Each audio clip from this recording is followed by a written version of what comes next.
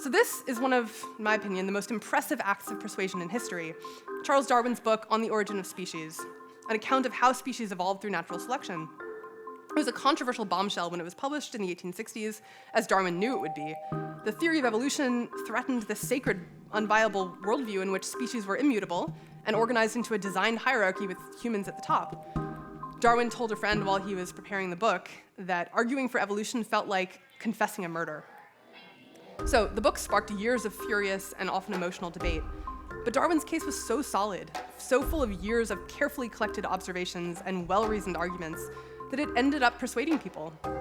Within a decade, the majority of the scientific establishment believed in evolution. And the reason that Darwin's case was so convincing, even to an audience with a strong bias against it, was that Darwin had scout mindset. He bent over backwards while writing the book to notice arguments and evidence that went against his theory.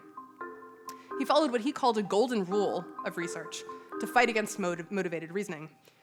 I had also, he wrote, during many years followed a golden rule, namely that whenever a published fact, a new observation, or a thought came over me, which was opposed to my general results, to make a memorandum of it, without fail and at once, because I had found by experience that such facts and thoughts were far more apt to escape from the memory than favorable ones.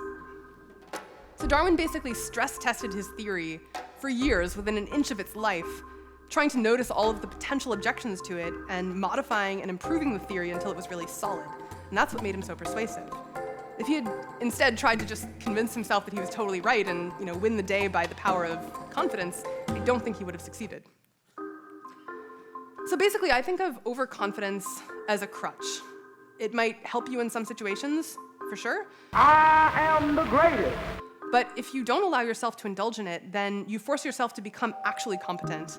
You force yourself to improve your theories until they're actually solid, and that works better in the long run.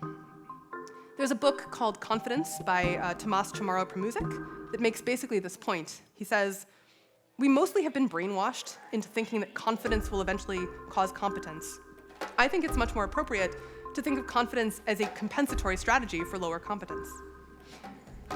And by the way, it's funny to read reviews of this book on Amazon because it's called Confidence, and there are all these reviewers who are like, 1 star, I bought this book because I wanted to learn how to be confident. And the author's whole point is like, no, you shouldn't do that. So they were really disappointed. So I think if you want to be influential and persuasive, which is a fine thing to want to be, then in addition to actually developing your skill, you should look for other ways to be charismatic and persuasive that don't come at the cost of damaging your mental models of the world. Like, improve your posture and your speaking voice, your general presentation, learn good social skills, expand your social comfort zone through practice.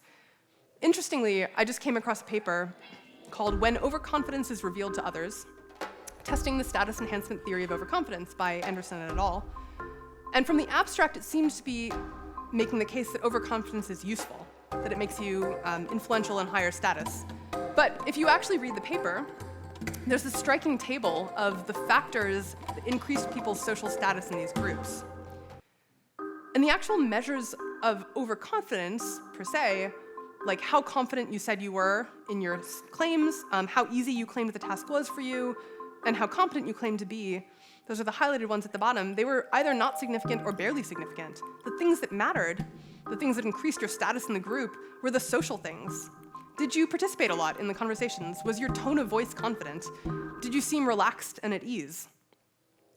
And maybe it could well be the case that being overconfident in your beliefs or your skills is one mechanism that causes those traits. But it's certainly not the only one, and it seems much better to me to just develop those skills directly rather than trying to deceive yourself into believing you're totally right and awesome in order to get social confidence as a side effect.